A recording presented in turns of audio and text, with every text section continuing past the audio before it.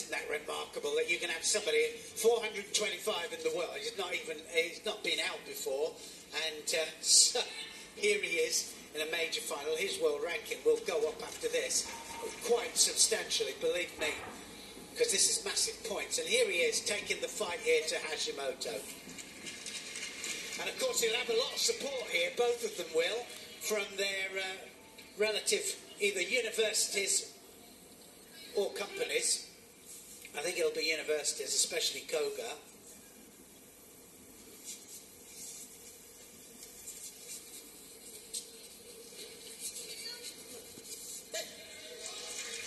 Wow, good start there from KOGA.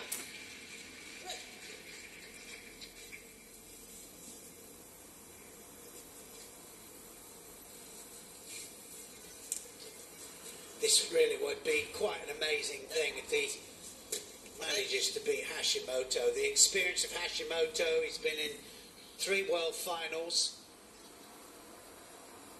He ducked underneath Hashimoto, gets a Shido for it.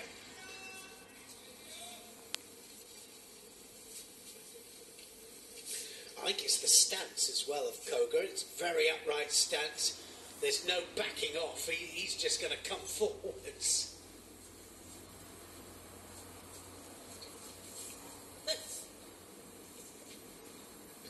Yeah, it's going to get a second Shido. And 1 each now. They're parrying off too much with the Kumakata. KOGA's best result has been a bronze medal at the Continental Open in Odivadash in 2019. Read into that what you will. Incredible. Certainly got a second chance here.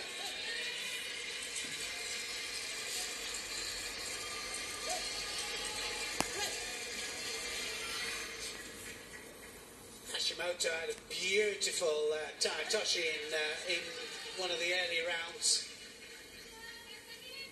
Looked like he was doing kata.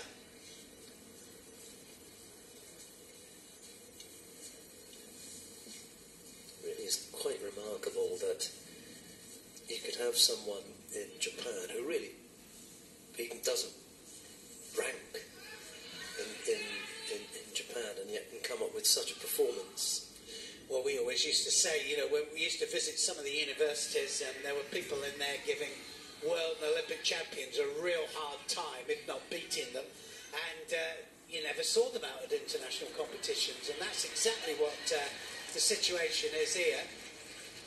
I mean, you go up and you'll see him at a university and train with him, and you'll think, my God, he's a potential world champion, this guy. Just lost contact with the hands there.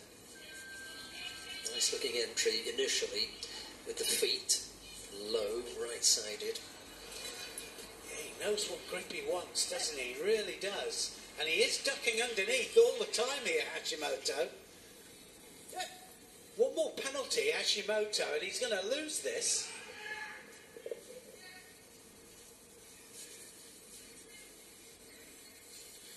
They can't separate the grips. They can't break away and separate. They've got to stay there. And that was a good Oichi there from KOGA. They're just pushing him off in defence, almost dismissively. Good strong effort though. Oh, that's a good one. Nice attack there from Hashimoto. Needed that. Yeah, you're right, he did. He did need it. Just to balance things up.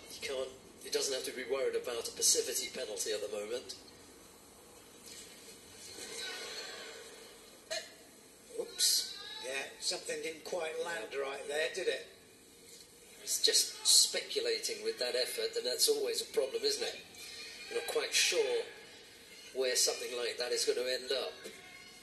Might work out in the club, but you try it out in the middle in a big competition. And I hope that you get it right. I can't believe how cool, calm and collected KOGA is, considering he's never been there before and he's He's just blocking out as if he's the champion. He's got to, I was just to say, be a little bit careful here to keep up with the tempo. And it's a tempo that the Japanese are not accustomed to. Once they come onto the international circuit, the timing for them, they often get that wrong. Like you said, easy to fall back. And well, that was okay. That was out of the action that they left the competition area.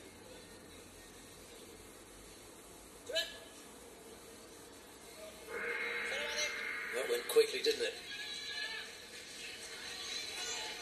yeah, I think Hashimoto's trying to figure out how he can break through here. He just can't figure it out.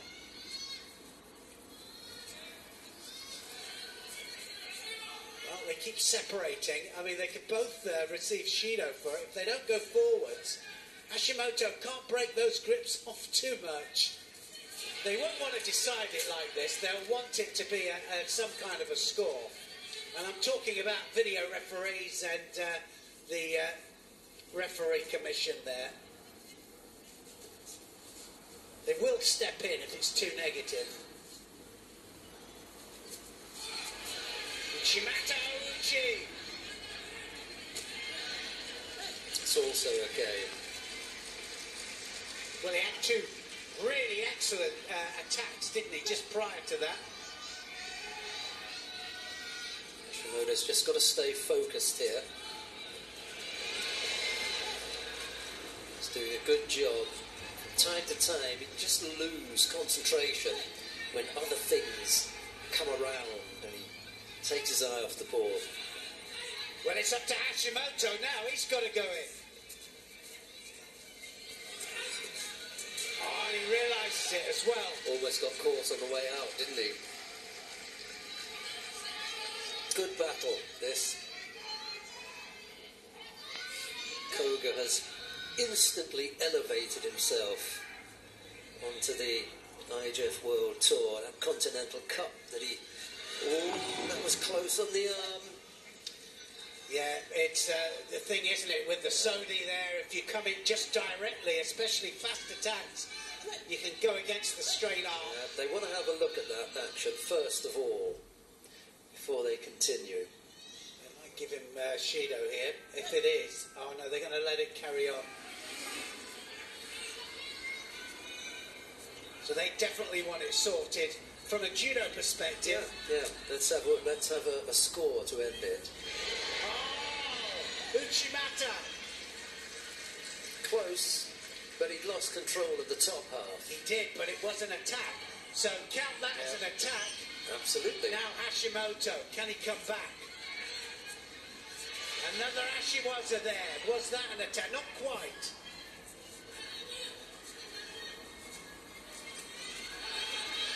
And that went against the arm as well. He might steal this, KOGA. Yeah, well, one more big attack. If he does a big one, I agree with you, Sheldon. I think he might steal it. Oh, he does it! Oh, for goodness!